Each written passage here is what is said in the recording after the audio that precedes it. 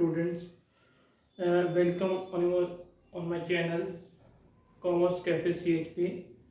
I am your economics teacher Yogesh Kaushik. Now we are going to discuss the last method of national income, which is basic national income expenditure method. Expenditure method. Now today we are going to discuss the basics of expenditure method. Expenditure method को कैसे solve कर, उसके basics क्या हैं, क्या क्या उसमें precautions रखने पड़ते हैं, टर्म्स क्या हैं, आज हम ये सारी चीज़ें डिस्कस करेंगे। नेक्स्ट वीडियो में हम इसके क्वेश्चन न्यूमेरिकल सॉल्व करेंगे। सबसे पहले एक्सपेंडिचर मेथड होता क्या है, इसमें सबसे पहले जो भी एक्सपेंडिचर चाहे गवर्नमेंट करे, प्राइवेट इंडिविजुअल करे, फर्म करे, तो सबको हम शामिल करते हैं, सारे एक्सपेंडिचर को, ठीक है, तो हमें नेशनल इनकम मिल जाती है। जैसे हमने की पढ़ेंगे आगे, नेशनल इनकम और एग्रीगेट सप्लाई बराबर होते हैं, क्योंकि कोई भी चीज जब हम कंजम्पशन करेंगे दैट मीन्स हम उसको क्या करेंगे, कंज्यूम करने के लिए उसको परचेज करेंगे, प्रोक्योर करेंगे तो वो एक्सपेंडिचर होगा, उसे बोला जाएगा एक्सपेंडिचर मेथड। एक्सपेंडिचर मेथड में पहला हेड है वो है private final consumption expenditure. Private final consumption is expenditure incurred by the household and firm on the procurement of goods को खरीदने में जो भी खर्चा करता है, कोई भी हाउसहोल्ड हो, फर्म हो, नॉन प्रॉफिट मेकिंग ऑर्गेनाइजेशन हो, प्रॉफिट मेकिंग ऑर्गेनाइजेशन हो, उसको हम किस में शामिल करेंगे, private final consumption expenditure. Second आता है गवर्नमेंट फाइनल कंजम्पशन एक्सपेंडिचर। सरकार कोई भी खर्चा कर रही है, चाहे रोड्स बना रही है, डैम्स बना रही है, ब्रिजेस बना रही है, कोई भी सरकार लॉ एंड ऑर्डर पे खर्च कर रही है, हमारी सिक्योरिटी के ऊपर खर्च कर रही है, उसको बोलेंगे गवर्नमेंट फाइनल कंजम्पशन एक्सपेंडिचर। क्यों? क्योंकि वो हमारी सिक्योरिटी, पुलिस को सैलरी दे रही है, आर्मी के लिए वेपन्स खरीद रही है, तो ये सारी चीजें लॉ एंड ऑर्डर और डिफेंस में जो खर्च करती है गवर्नमेंट, उसको बोलते हैं गवर्नमेंट फाइनल कंजम्पशन एक्सपेंडिचर। जो गवर्नमेंट बेटरमेंट के लिए खर्च करती है किसी भी कंट्री की लोगों की। अब इस पे आता है gross domestic capital formation. Gross domestic capital formation means addition the capital stock of the economy. जैसे इन्वेस्टमेंट हम लोगों ने पढ़ा था, इन्वेस्टमेंट क्या होता था, एडिशन द कैपिटल स्टॉक। जब हम नई मशीन खरीदते हैं that means we are adding capital stock to economy, जिससे हम फर्दर प्रोडक्शन के लिए हम यूज कर सकते हैं। तो जो आपका ग्रॉस डोमेस्टिक कैपिटल फॉर्मेशन, उसमें एडिशन ऑफ कैपिटल स्टॉक, उसमें कौन कौन सी तीन चीजें शामिल हैं। परचेस ऑफ न्यू मशीनरी, नई मशीन को परचेस करना। सेकेंड है construction of residential houses construct कर रहे हैं, तो वो भी एक कैपिटल स्टॉक है, क्योंकि लॉन्ग टर्म में हम उसका यूज कर सकते हैं। और construction of roads and flyover, ये आता है आपका ग्रॉस डोमेस्टिक कैपिटल फॉर्मेशन। और लास्ट हेड आता है net export. Net export means export minus import, उसको हम शामिल करते हैं, ओके। और इसमें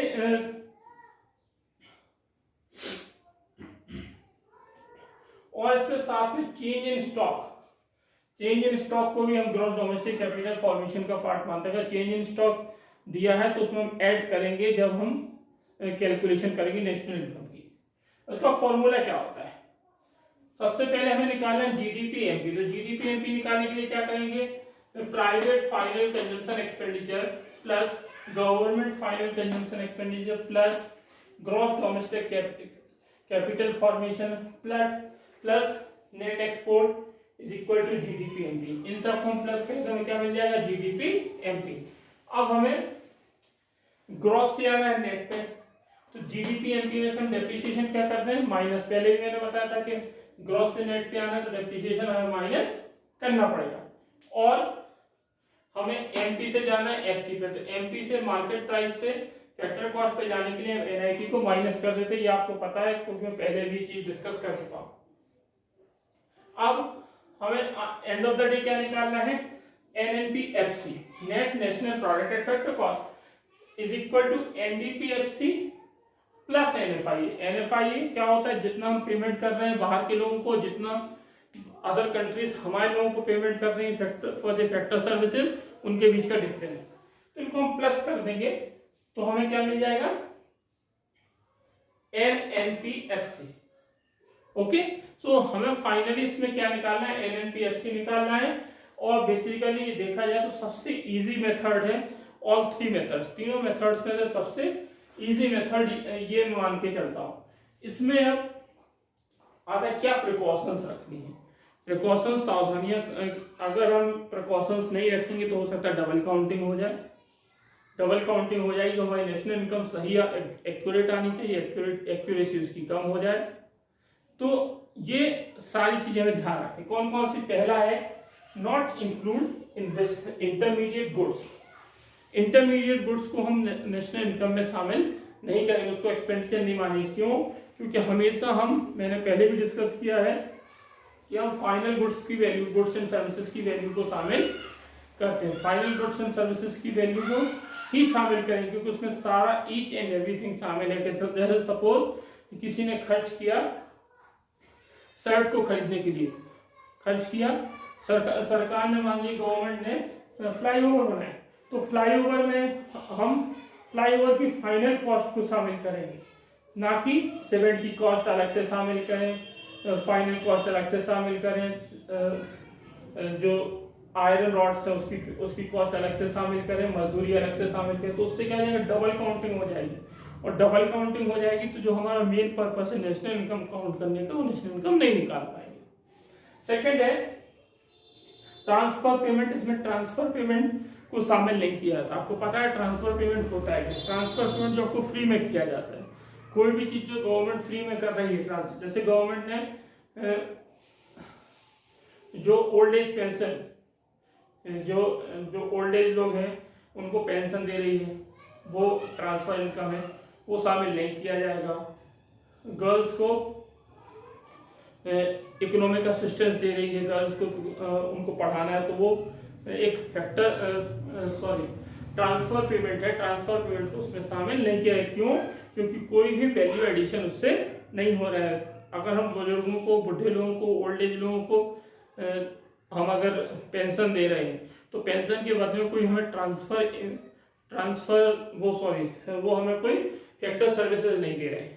फैक्टर सर्विस जहां पे नहीं मिलेंगी वो उस चीज को हम शामिल नहीं करेंगे। थर्ड आता है second hand goods. Second hand goods की जो को हम इंक्लूड नहीं करेंगे। एक बार कोई चीज बेच दी, फिर दोबारा अगर उसको बेचेंगे, ठीक है, तो उसकी प्राइस को शामिल नहीं, क्योंकि फर्स्ट टाइम जब किसी चीज को हमने खरीदा, फर्स्ट टाइम जब हमने किसी चीज को खरीदा तो उसकी कॉस्ट में हम already private final consumption expenditure में ऐड कर चुके। अगर हम दोबारा उसको कोई खरीदता है तो दोबारा वो शामिल नहीं किया जाएगा, अदरवाइज डबल काउंटिंग हो जाएगी। लेकिन इसमें एक चीज याद रखना है, बेचने जैसे खरीदने के लिए जो भी हम ब्रोकरेज पे करते हैं, ब्रोकरेज शामिल किया जाए, क्योंकि वो प्रोडक्टिव सर्विस है, वो फैक्टर सर्विसेज है। और कोई भी प्रोडक्टिव सर्विसेज के लिए जो हम पेमेंट कर रहे हैं वो है आपका फैक्टर पेमेंट, और फैक्टर पेमेंट हमेशा शामिल किया जाता है, ट्रांसफर इनकम नहीं किया जाता। ठीक है, उसके बाद financial assets. Financial assets shares, bonds, debentures, इसको हम शामिल नहीं करते। इसको अगर खरीदता है कोई, परचेज करता है, तो परचेज की प्राइस को हम शामिल नहीं करते। क्यों? क्योंकि इसमें कोई फिजिकल ट्रांजैक्शन, करंट फ्लो नहीं है। ठीक है, गुड्स एंड सर्विसेज का इसमें केवल हेड ट्रांसफर होता है कि शेयर सपोज मेरे नाम से है और मेरी एक स्टूडेंट है आंशी गुप्ता, उसको मैंने दे दिया, तो मेरे नाम से मैंने शेयर फिजिकली उसको ट्रांसफर नहीं की, क्योंकि वो उसका केवल जो ओनरशिप है वो चेंज हुई। मेरे नाम जो शेयर थे वो किसके अकाउंट में दिखेंगे? आंशी गुप्ता के अकाउंट में। तो अगर आपका करंट फ्लो नहीं है गुड्स एंड सर्विसेज का, तो आपको उसमें शामिल नहीं करना है। ठीक है, तो नेक्स्ट, आई होप आज का वीडियो आपको समझ में आया होगा। अगर नहीं आया तो कमेंट सेक्शन में लिख के भेजें, मैं दोबारा उसको एक्सप्लेन करूंगा।